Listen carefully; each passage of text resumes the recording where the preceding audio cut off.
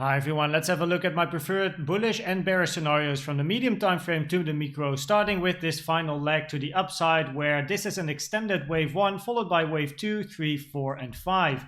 Because this wave 1 is extended, the targets for wave 2, 3, 4 and 5 change, and therefore the most common target for wave 2 is the 382 and 236, which has been very nicely respected. Wave 3 does not have a target if wave 1 is extended. The most common target for wave 4 is the 236 and the 382, which also has been very nicely respected. And then the target for a wave 5 in an impulsive structure with an extended wave 1 is between the 0.618 and the 0.786, which is taken from the low to the high of 1 to then the low of wave 2 with the trend-based fib extension tool. As you can see, wave 5 wicked inside this area, after which it started ranging. So for me, it is very, very unlikely that another wave 5 is still to come. In my opinion, wave 5 is already in. The potential trading setup we had for this scenario, of course educational, was laddering these shorts in this area. The stop loss was above for then a move to the downside, because now I expect a bit of a correction to the downside. However, of course, price has been ranging for a long time and I actually expect eventually another move to the upside. So the safer option now is to have the stop loss break even. If it falls down, all good, all nice. If it goes up, we can always ladder shorts higher up.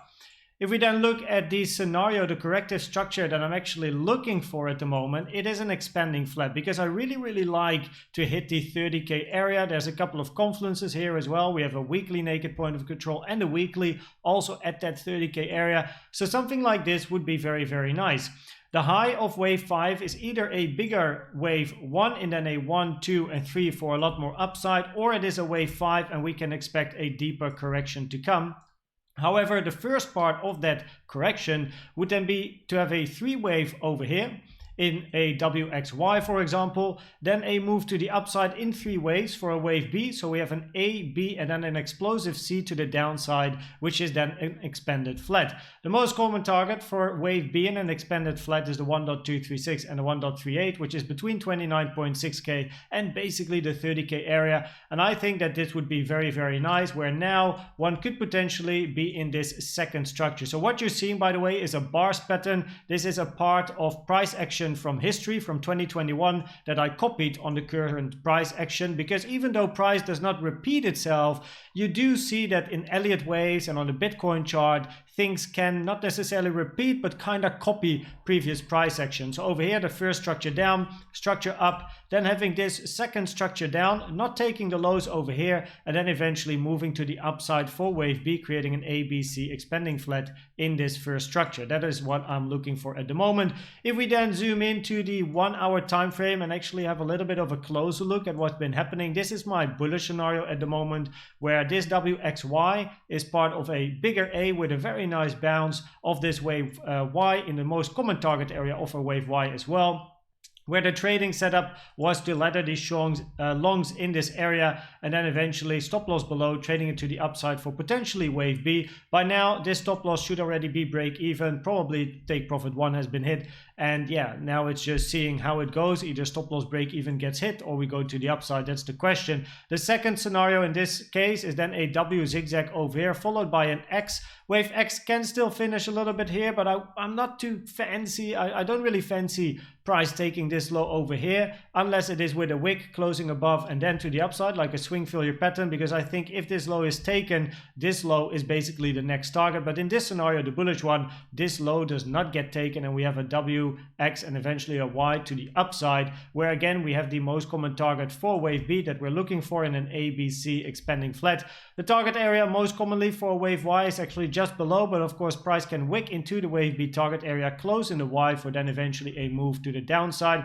Something that I think is important to at least note is the triple top that we have over here. There's a lot of liquidity resting above these highs, and that basically creates a little bit of a magnet for price to eventually come up and take these highs. If we then go to the more bearish scenario, in this case we have a WXYXZ, wave Y hitting the 1-to-1 target of wave 5 to wave W to wave X trend-based fib extension tool, which is the main target for wave Y in this scenario. Then if we look to the downside, we are going to take the low of this wave Y. because the most common target for wave Z is the 1 and the 1.236 over here, basically this white box, also in confluence with the target area over here that we just missed out on with this low of wave Y. Actually, that is something that I usually do not like. Usually I like price to hit my target box and then move to the upside. So if price comes down now, this would definitely be an area of interest for then a potential educational long setup over here, lettering the long stop loss below these lows, because I think if price is going to go below these lows, we have a bit of a jump to go to the downside. 24.850 is the first next target box for me. But in this scenario, then eventually looking for this trade to the upside, where then this can be the beginning of a wave A, then we have B, and then eventually wave C. So this wave A is basically extended in a WXYXZ scenario. If we then go to the micro scenario, this is the first micro scenario. This is the bullish scenario. So the end of wave Y is over here and we are looking for upside. If I then switch to the 15-minute, we had a pretty boring day, not gonna lie. Of course, it's weekend, it's ranging. Weekend is always ranging, or not always, of course, but a lot of ranging. So yeah, this has been the price action of today, basically. Wow, impressive. So over here, we then have from the low of Y, we have a zigzag in this W. Then we had the short setup over here, which was basically created because of the bearish divergences that were created over here on the CVD chart.